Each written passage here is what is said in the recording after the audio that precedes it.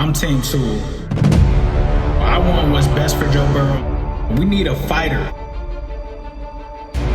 I'm Team Chase. Because I want to put some points on the board.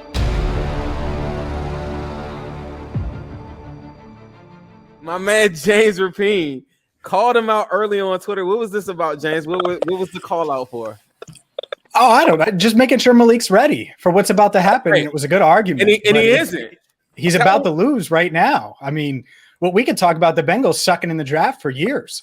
How they passed on Tyler Lockett in round 2 a couple years ago, forgot to address that position, cost them after Marvin Jones left. I mean, they've been bad. The Ross pick was bad. I was the champion of that, right? And it's just because they got it wrong in the draft, I'm not letting the past impact the 2021 NFL draft. I don't care what they did in the past. It doesn't matter. Here's what I know. Jamar Chase is a better prospect than Penei Sewell, period. He should be higher on the Bengals board. I think he's going to have more of an impact in year 1 because Penei Sewell's probably going to play guard in year 1. And I can find a starting guard at 38. You can name about 10 of them. So there's going to be someone there in the second round that they can find. And that's really my argument. It's about value. If you take Chase at 5, you're still going to be able to do what we said was the minimum and what I said was the minimum when this offseason started for the Bengals. Make sure you can keep Joe Burrow upright. I get it. They didn't get Joe Tooney. They didn't get a Matt Filer, who they certainly should have gotten. They only brought in Reef, who I think is an upgrade at right tackle. We all agree there.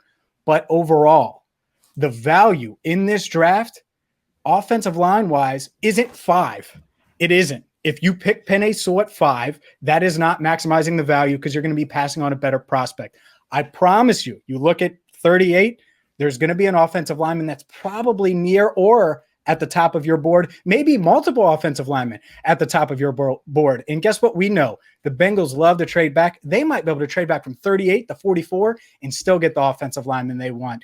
And by the way, they've done something that they're not going to be able to do otherwise, which is give Joe Burrow a wide receiver 1. Now he has a trio of all-stars to throw to, and that's what LSU did. That's how they went 15-0. He was throwing to all-stars at wide receiver. We saw it with Terrace Marshall today. He tested really well too, and that's what you should want to build in Cincinnati is give him this trio of high-end pass catchers that are going to make a difference and translate, whether it's on the road at Heinz Field, whether it's in Seattle or whatever the case may be.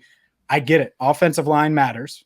Absolutely. The value in this draft, though, is Chase, the top prospect on the board at 5, and the top offensive lineman in rounds 2, maybe round 3, maybe round 4. There's just more depth there. And it's going to make life on Joe Burrow easier. It's going to make life on Zach Taylor easier as we evaluate him. It's going to make the Bengals better. So it is about value. I don't give a damn that they got the Cordy Glenn trade wrong or that they did this or that. It doesn't matter. The past is irrelevant. What matters is what they do moving forward. If they get a wide receiver 1 and a starting offensive lineman at 38, they are much, much better than if they take Penei Sewell and then whoever else at 38. There's no doubt in my mind. I'm Team Sewell. I want what's best for Joe Burrow. We need a fighter. I'm Team Chase. Because I want to put some points on the board.